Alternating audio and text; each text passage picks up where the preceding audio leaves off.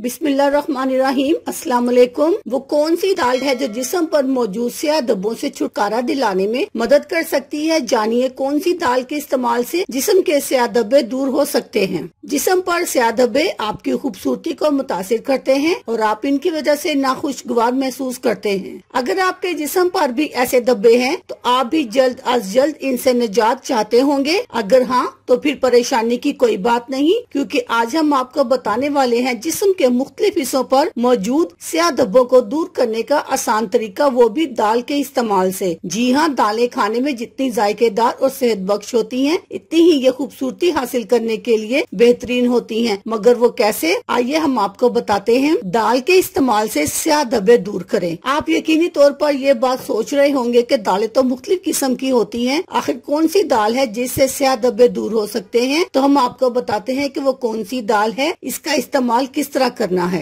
जिस्म से स्याह धब्बे दूर करने के लिए मसूर की दाल का इस्तेमाल। मसूर की दाल में कुदरती ब्लीचिंग एजेंट होते हैं जो आपके जिस्म पर मौजूद स्याह धब्बों और यहाँ तक के काले गहरे धब्बों को हल्का कर सकते हैं। इसमें ताकतवर एंटीऑक्सीडेंट्स की एक बड़ी मिकदार मौजूद होती है जो जिल्द के टिश्यूज को फ्री रेडिकल्स के नुकसान से महफूज करती है और इनसे बेहतरीन मुकाबला करती है। जबकि मसूर की दाल एंटी एजिंग को भी फरोग देती है। दाग धब्बे दूर करने के लिए मसूर की दाल इस्तेमाल करने का तरीका कुछ इस तरह है। अपने जिस्म पर मौजूद स्याह निशानात जैसे घुटनों की स्याही, कोहनियों की स्याही, बगलों की स्याही या चेहरे पर मौजूद स्याह धब्बे वगैरह के हिसाब से मसूर की दाल को दूध में भिगोकर रात भर के लिए छोड़ दें। अब अगली सुबह इस दाल को दूध समेत ग्राइंडर में पीस लें और पेस्ट बना लें। फिर मुतासरा जगहों पर लगा दें। जब ये खुश्क हो जाए इसे सादे पानी से धो लें और जब तक स्याह धब्बे दूर नहीं हो जाते इस नुस्खे का इस्तेमाल जारी रखें। अल्लाह हाफिज, शुक्रिया।